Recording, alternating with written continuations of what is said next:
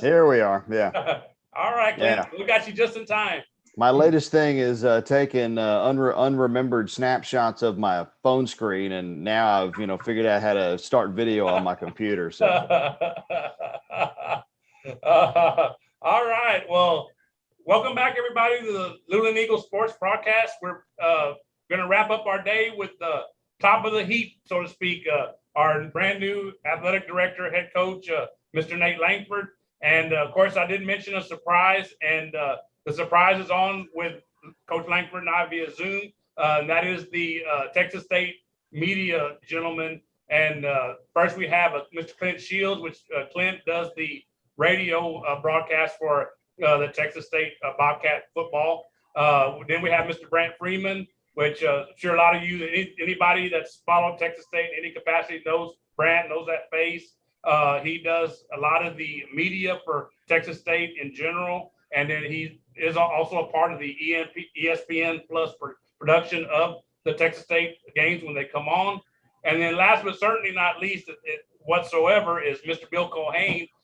Bill is also involved with the Texas State broadcast, just not as he used to be. He had recently completed 25 years of doing that. I guess probably a couple of years ago now, right, Bill? And then so then now he's semi-retired, but he occasionally does get the call out of the bullpen. Got to have the left-hander or the right-hander out of the bullpen, so he'll get the call, and so there he just comes on in and does what he needs to do. So, Coach, I did want to have you on with all these guys. I know they all wanted to each congratulate you on getting the job here in Luling and coming to join us. I mean, I know I've told you lots of times. We've spoken several times since you got here back in first part of May. We're just so happy to have you here. And the things that you're doing here and the things that you're gonna do here. And so I want to let these guys here each express their congratulations. I know they each told me when I reached out to them, we want to talk to Coach Langford. We want to congratulate him personally on getting the job here in Luling. So guys, y'all want to?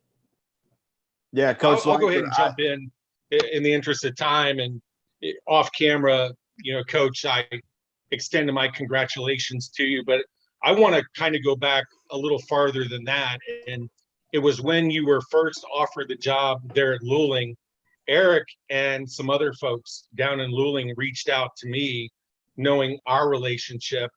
Heck, I remember covering your high school games when I was pulling double duty and you were playing for the Rattlers there for Coach Bush. So, of course, I've known you for a long time. And what I told Eric and what I told the folks down in Luling is what they've already come to find out. And that is, first and foremost, you're a first-class individual. You care about the people in your program. More important than that, you care about the people in your community. And I couldn't be more happy for Luling. And certainly, Coach, I'm happy for you and your family as well. Thank you. Thank you very much. We definitely go way back to Friday Night Lights, man. We do. But hey, we're not old. Full circle. Yeah, but we're not old, right? That's right. That's right. I like that cap though. Yeah, that's right. Yeah. Thank you. Brian or Clint? Yeah, I'll go ahead. Nate, our time with you goes back a ways. Bill kind of got into it a little bit. I actually want to share a story I don't think anybody's ever heard before. Now, some fans have heard a little bit of my background. I was a student at Texas State. I waited tables to pay my way at Palmer's there in San Marcos. And the story I want to share is that Palmer's was always kind of the go-to spot for big events, post-graduation, and also for high school prom. And when you were at San Marcos High, you came into the restaurant, I was your server. The reason I remember this is because you wore the flashiest all red suit I can remember.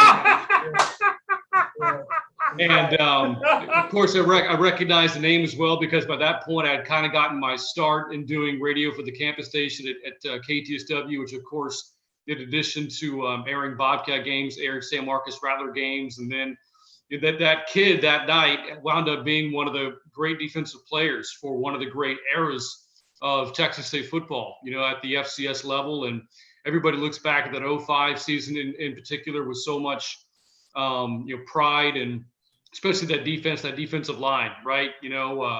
Double nickels, Fred Evans, yourself up there, Travis Upshaw. You got the linebackers and Castillo and David Simmons, and a great secondary as well. And everybody looks back at the 05 year and thinks of Barrick Neely, but for good reason. Barrick had an incredible year. But you guys don't make that run without the defense either, and and Bill, I'm sure remembers this as well. All those times when you were playing at Texas State, there was one fan that always stood out. Big Mike, your dad, out there at Bobcat Stadium. Nobody was a bigger supporter of yours than him. And now to see all the great things that you've done in your coaching career is remarkable. I know you spent time at Seguin with Travis Bush, who of course, was a former Bobcat and a coach himself. And now for you to take over your own program in Luling, which isn't far from San Marcos, it tells me how much the area means to you. And so I can't, tell you enough how happy I am for you, and look forward to all the great things you're going to accomplish at Luling. I appreciate that, man. That's smart. He's right though. I was looking good my senior year.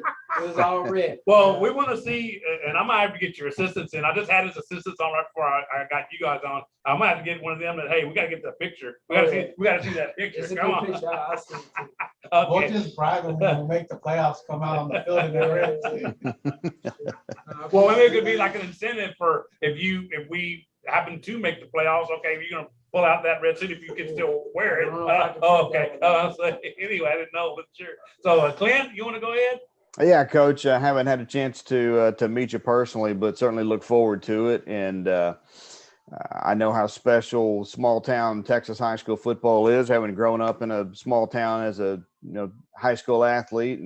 And I know you've in talking to Eric, some there's work ahead for you in terms of wins and losses. They're hungry there in Luling, and you bring the community into it as you did. And I look back, Brant mentioned your time in Seguin with Travis Bush. Having watched Travis work inside that program, having done play-by-play in Dripping Springs for 10 years prior to coming on with Texas State, I've certainly seen how they've gotten the community rallied and gotten that football program believing in what they're trying to do there, and started to have success on the field. So it's not as easy as just being a coach and lining up and going and getting wins. It takes a lot more than that, but from everything I've heard, you've got it where it counts to get that going. And I'll ask Brant, the flashy red suit from your memory, would he have fit in there at Sunbelt Media Days? Because we saw some sharp dressed individuals. Yeah, there. we did. I did when I watched you on. Yes, I did.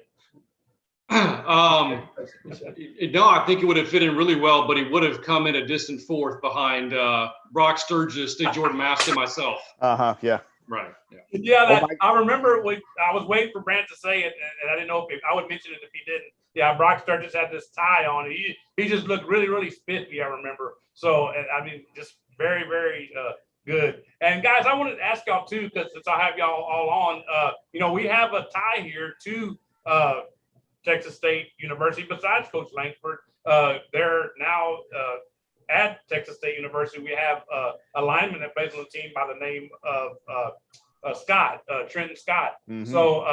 So I mean, I'm not sure how familiar you guys are with him. He's gonna be wearing number 55, but I went and watched the spring game, and he looked very, very good at that spring game, running behind Brock Sturgis and the scat back number 22. Calvin Hill. I'm sorry, Calvin Hill. Yeah, Calvin Hill. Thank you, Brant. So anyway, I couldn't remember his. I remember his number. I just couldn't remember his name. So anyway, So I mean, we're very excited here because I know that his family is still a big part of the community, CFPO, and that kind of thing. So just I guess if y'all can speak a little bit to what y'all know about Trenton and maybe what he might provide to the team in 2021. Well, Trenton stood out to me in the spring, not just because of, watching him move around on the field, a young guy, but a big guy, 6'6", I think pushing upwards of 290, 300 pounds. He just, of the guys who were there in the spring, he looks the part. Now, in terms of being a young guy and getting reps, that's something that obviously comes with time in the program. But yes, watching him move around, he was one of the guys who really stood out to me that, if they can build that guy and improve his footwork and get him reps in a period when they're rebuilding that offensive line and doing it through the transfer portal. So the depth has increased going into this season. So reps are, they're going to be hard to sniff, and that's just part of growing competition. But yeah, I remember watching him in the spring and thinking that is a guy that, in the next 2 or 3 years to come, he could be something on the offensive line. Yes, sir, for sure. And I can't not have you guys on and not ask about the team, the Texas State football team at 2021. I know we're getting ready to crank it up. Everyone, I think, by now knows that Baylor is the home opener for the Texas State Bobcats in San Marcos. I believe my colleague here, Greg, he's back here, Greg Tracy, he believes it's a sellout. I'm sure one of y'all can confirm that or say maybe there's any tickets left. But definitely excited about just hosting Baylor that first game. And then also I just want to ask you guys as well, what are we looking for this season? I know that Louisiana is the class of our Sun Belt Conference, and so they're expected to do very, very well. My understanding they're nationally ranked, and so just what are you guys expecting from the Bobcats and just for the Sun Belt Conference in general this season? I'll go first. First off, the Baylor game is not sold out as of today. Now, there's expectations that the game will eventually become a sellout. So that said, if you don't have tickets yet, get them now. Yes. I know there's a lot of great supporters out there in Luling of the program, whether they be, alumni or just college football fans in general. But it's going to be a great environment. Bill can attest to this. When that stadium fills out, and it has since they expanded to 30,000 plus. Texas Tech, the very first FBS game, UTSA in 2017, Houston in 2016, and Navy in 2014. In addition to that game against Tech, have all had 30,000 plus. And Bill, the environment when that place again fills out is incredible. Yeah, there's no doubt about it. And Brant, anytime either one of us are asked about Bobcat Stadium, about the environment, and certainly since the stadium, Bobcat Stadium, was expanded, when it fills up, it is as good as any college environment that I know you and I have ever been a part of. When I think back to even my days prior to Southwest Texas / Texas State, I've been in some cool football environments, but we've got Nate Langford sitting to the left of Eric. Who will ever forget 2005, the playoff run? And I tell people this story. I know I won't. Right? And I think Nate remembers 2005, that playoff run, but I will never forget. And let's be honest, I started calling Bobcat football back in 1994. And in the 90s and into the aughts, there were some lean years. Maybe not compared to most recent standards, but the Bobcats weren't winning a lot of football games. When Mike Langford was done winning national championships, Bobcat football didn't quite have that kind of those kind of results. But anyway, 2005, one of my biggest memories of that season was pulling down Ocarina Springs, and it was before the Bobcats played Cal Poly, so it was actually the second playoff game. And I saw somebody standing outside of Bobcat Stadium with a sign that said, "Need tickets." I almost swerved off Ocarina Springs because that illustrated to me again, and we all saw it, we all experienced it, those of us who were involved, just how much potential Texas State has, how much opportunity for excellence there still is to take the Bobcat football program to that next level. And Nate, I know you've been invested since day one, beyond your playing days, Coach. I know you follow the Bobcats, you support the Bobcats, and anybody who asks me this, I think Jake Spavital, if surrounded by the people to help him to move the football program forward, meaning people who are all in, pulling the rope, all in the same direction, I think those kind of environments will be a weekly occurrence. Anytime the Bobcats are home, it doesn't matter if it's Houston or Navy or Texas Tech or Baylor. People will show up because I think a lot of folks in Bobcat Nation are just waiting. And man, when it happens, and I think all of us on this call agree, it is a jewel down in San Marcos, Texas State, and the Bobcat football program in many respects is the front porch to the university. And so when this thing gets rocking and rolling, I'm just so looking forward to having that atmosphere weekend, game in and game out. I do want to circle back to your initial part of your question as well, Eric. I know we kind of got wrapped up in, the environment and whether or not the game was sold out against Baylor, but you're asking about the Sun Belt. I certainly have, some thoughts on it, but first I'd like to kind of turn things over here to Clint. He and I were at Sun Belt Media Days together. He and we covered last season quite a bit, and it was a very special year for the Sun Belt, and what was a unique year for college football, period. Some of the uniqueness of that season put programs in the spotlight. Texas State was one of them. The Bobcats had a number of games on national television, had some big numbers in that regard. I think the SMU game drew 2 million or so viewers, but Coastal Carolina certainly put its stamp on the national landscape. In Louisiana, certainly is the class of the West Division. A conference championship has eluded them since the championship game came about, although there wasn't one last year because of COVID issues with Coastal Carolina, something that Louisiana is still kind of upset about because they thought there was something, fishy about that. But and both are ranked in the preseason ESPN top 25. Coastal, I think, is 23 and Louisiana is 24, something like that. But Clint, again, you saw covered all 12 games up front, in personal, and the Sun Belt's only getting better. Yeah, it is. And I think, as Eric pointed out, Louisiana, I think, has to be the class of the West going in. And then from there, depending upon what publication you want to look at or whose tweet you want to read, it's a little bit of a jumbled race behind them. I've seen Arkansas State as high as second, coming off of a disappointing year with a brand new head coach. I've seen the Bobcats picked in third and or fourth, flip-flopping with South Alabama, who, if you'll remember, when we talked in this same broadcast a year ago, I mentioned that Coastal Carolina team to me as being the dark horse of the conference. Just haven't seen something in the way that they played and the makeup of their team the year before. I just felt like they had something special going into last year. Did I know it was going to wind up being what it was? No, I don't think I was predicting that, but I expected them to have some success.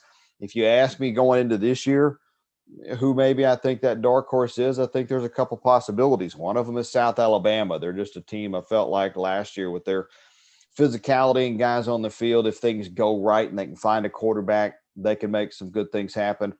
And the other is in San Marcos with Texas State. And that's not just, giving you the view through maroon glasses here. I really believe. What shirt are you wearing? They've continued to really hit the transfer portal and bring in guys with size and experience while also kind of filling out, as you heard Jake Spavital talk about at Media Days, talked about with us on the show with Brent and Jeff Gandy and I. If they'd have gone the high school route and just signed a bunch of high school freshmen, it would have left the roster at about 90% underclassmen. They had to go out and bring in some guys with some experience to help fill out the ranks of the roster a little bit, and they've done that. I'm excited to see him get on the field. If you look at last year, there was improvement offensively, yardage, points per game, touchdowns, etc. It was an exciting brand of football most of the season. On the flip side of that, the numbers on the defensive side went up as well. Yards allowed, points per game, and you can take any combination of factors, including the weather, COVID, injuries, cancellations, who knows, and it all leads to what the season was. If they can improve right there, and I feel like that's been a focus of what they've tried to do in the offseason of the bodies bringing in right there. They gave up almost a touchdown more points-wise than they had the year before, while offensively adding about 9 points to their points per game. So you're already chasing a touchdown, even though you've increased your offensive output by 9 points. The difference has to start on defense, and I think that's where our big focus has been. I'm excited to see it get on the field. Exactly. And I did want to ask really quickly, too, who are some of the players that maybe fans haven't heard of? I know a lot of them are familiar with Brock Sturgis. They're familiar with Brady McBride. They're maybe familiar with Calvin Hill, but who are some of the players maybe fans can look forward to this season. Maybe I know I asked you this last year, and you guys came up with some good answers. So let me ask you that again. Who maybe could we look forward to have a breakout season for the Bobcats?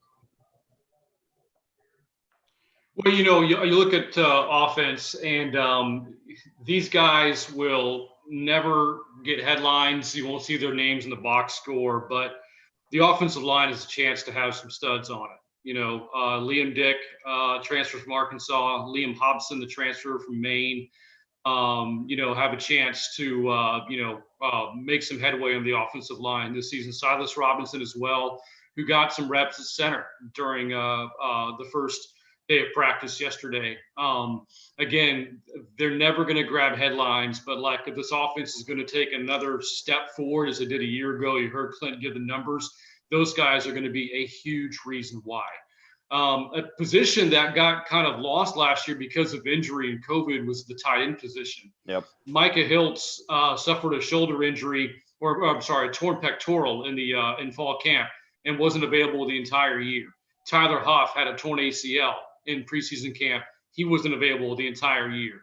So they were already down their top two tight ends before the season began. And then by the opener against SMU, the entire tight end room had been knocked out because of COVID. And the Bobcats are starting Jake Lynch at tight end, who's a defensive lineman. So I think that with Hiltz and Huff available, that position is going to be a huge factor this year. So those who got to know the name of Micah Hiltz in his freshman year in 2019, forgot about it last year, they're going to remember it again, I think, this season. You look at receiver, Marcel Barbie exploded onto the scene a year ago. He's a stud, and he's going to be a big focal point for opposing defenses. Don't sleep on Javen Banks. I think that Javen Banks has the ability to be a big play receiver for them. Waydale Jones, a transfer from Wake Forest, wasn't able to play last year. He will this season. I think that he's going to make an impact.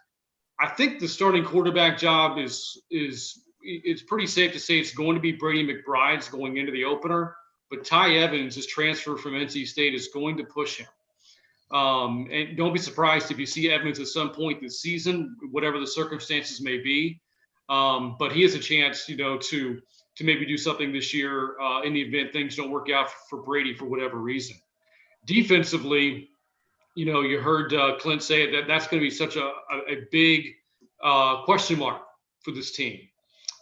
Do they have playmakers on defense?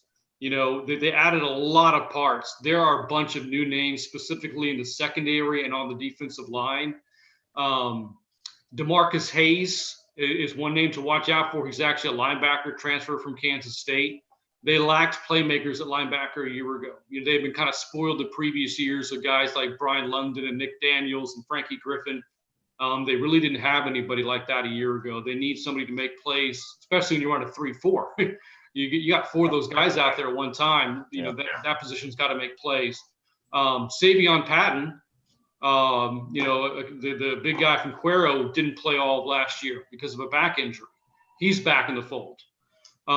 So those are some of the names that I would throw out to Bobcat fans going into the 2021 season. I want to jump in real quick. Brand a moment ago mentioned how Lynch, defensive lineman, had to slide over to tight end last season. Well, we do have Coach Langford here. Coach, I remember back in your San Marcos days, you could play a little tight end. Yeah, I played some tight end, my sophomore year, and spot tight end junior, senior year. Yeah, for sure. So, you weren't just a defensive guy. No, that's right. That's right. Do it correct. All right. Well, guys, I do want to thank y'all very much for joining me today and joining Coach Langford and wishing him well like you did. And then definitely excited about both Luling High School and Texas State University's football season. Before we let y'all go, Coach Langford, they told you, congratulations and tell you how they felt. You have anything you want to say to them? Yeah, man. To all you guys, I appreciate it, man. You guys are, the impact that you guys have on promoting the program is huge, and I'll speak for former Bobcats. We appreciate the love and that you guys give to the program. and the professionalism that you guys get to the program. And I know Bobcat Nation, we're happy to have you guys, and Bill, the work that you did in paving the way for some of these other guys. So, I wish you guys all the best, and let's get ready for a great Bobcat 2021 season. Right. Great. Exactly. And real quick, guys, can y'all, Brand and Clint, talk a little bit about where people can find y'all this season again? Yeah, on the radio side, you can find us on the TuneIn app. TuneIn, like two words, combine it into one. TuneIn, it's a free app. Once you're into that, search for Texas State football broadcasts, and they're free to stream worldwide. If you're local to San Marcos, we're on KTSW, streaming on the KTSW platform, as well as I'm quite positive you can find that link as well through the main Texas State athletics website. I usually use txst.com.